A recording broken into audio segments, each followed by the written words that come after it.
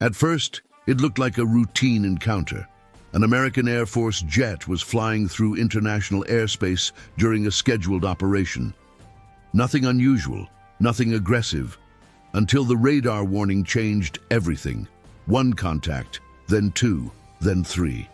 Within seconds, the American pilot realized what was happening. 5 Chinese fighter jets were closing in, not from one direction, but from multiple angles. This wasn't a coincidence.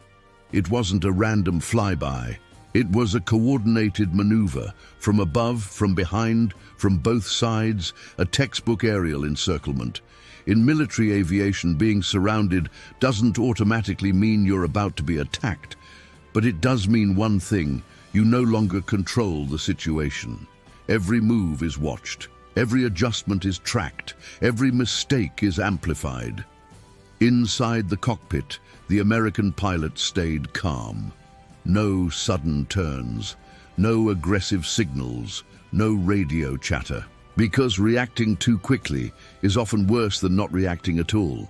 Chinese pilots are trained to apply pressure without crossing red lines, to test reactions, to observe decision-making, and this formation was designed to do exactly that. 5 jets, 1 target. From the outside, it looked overwhelming. From the inside, it felt calculated. The Chinese fighters held their positions with near-perfect spacing, close enough to intimidate, far enough to avoid escalation. This wasn't about weapons. It was about control. In moments like this, pilots don't think in dramatic terms. They think in seconds, in angles, in escape corridors that may or may not exist.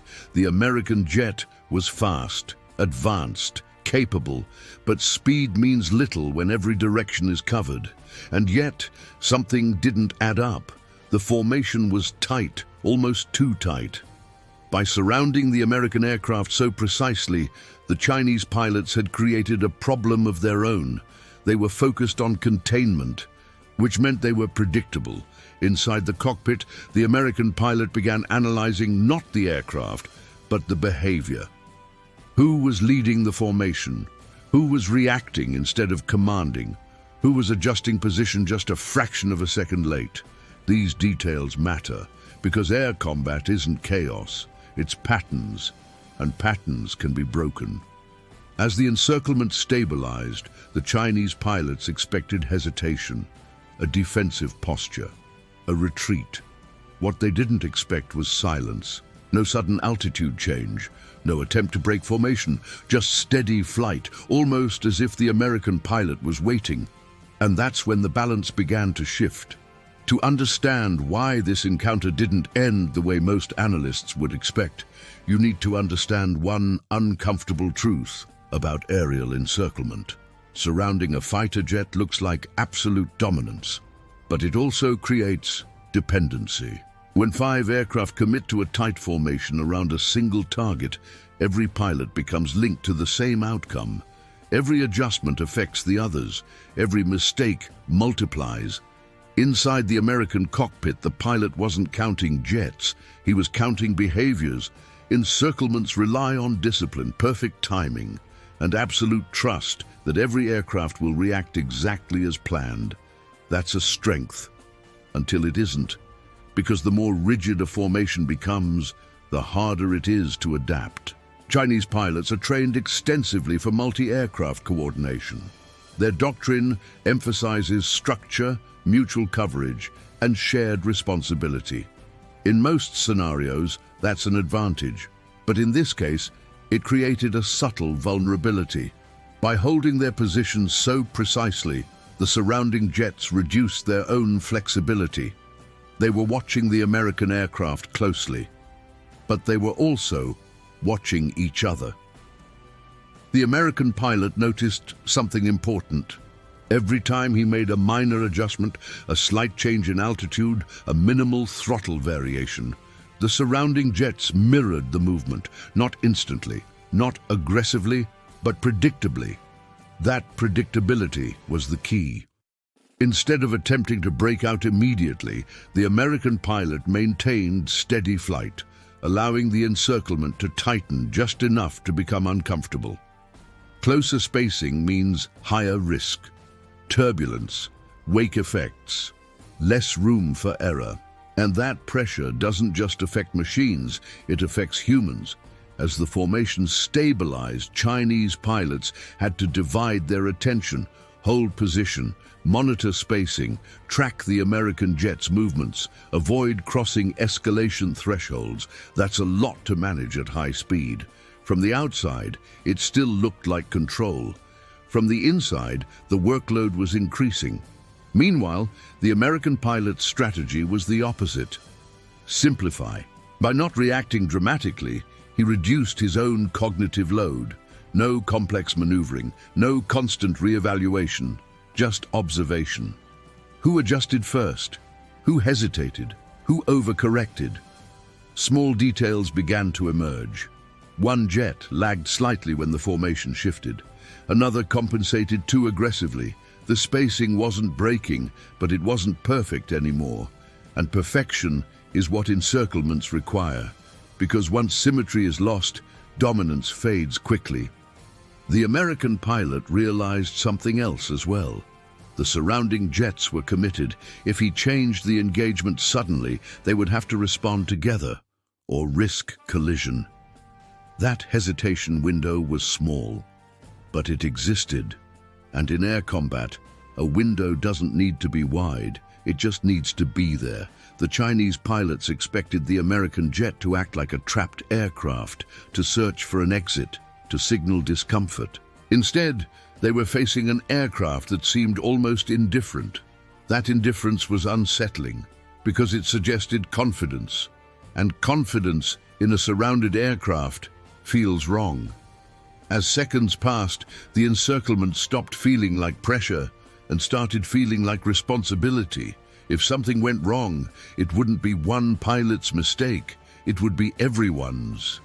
And that realization quietly shifted the balance. The formation still held, the American jet was still surrounded, but control was no longer as clear as it had been moments earlier. And that's when the American pilot made a decision that would redefine the encounter.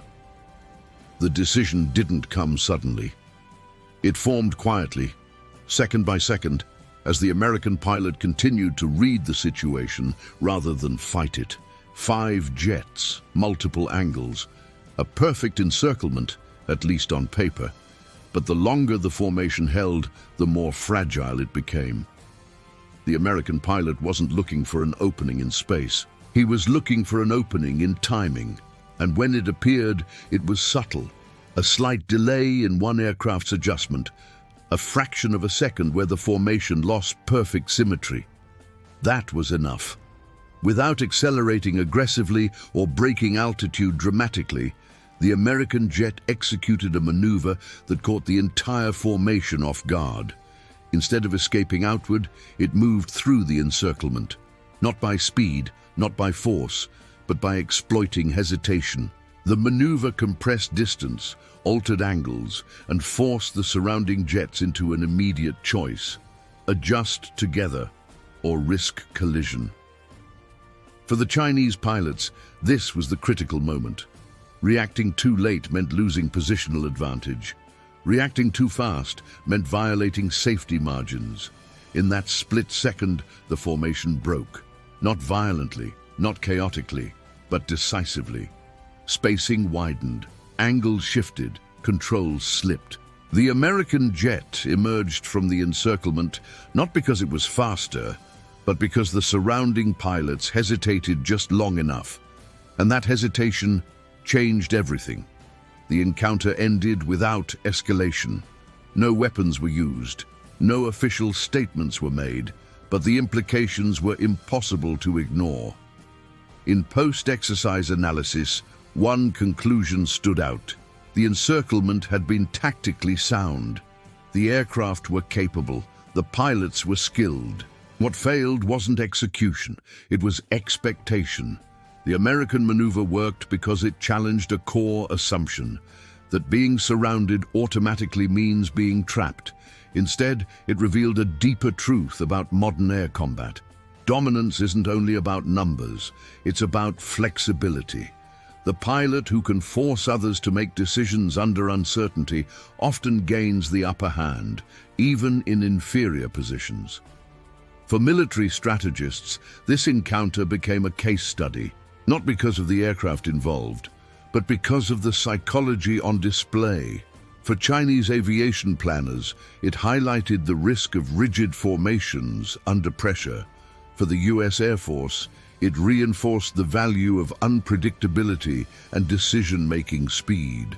And for pilots on both sides, it served as a quiet reminder. In the air, the most dangerous moment isn't when missiles fly, it's when assumptions break. That's why this incident still circulates quietly among fighter pilots and analysts, not as a warning, not as propaganda, but as proof that in modern aerial encounters, the outcome is often decided before anyone realizes the fight has already changed.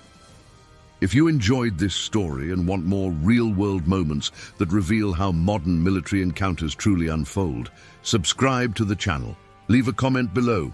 Do you believe air combat today is decided more by technology or by the mindset of the pilot? And if this moment surprised you, check out our other videos exploring encounters that quietly reshaped military strategy. See you in the next one.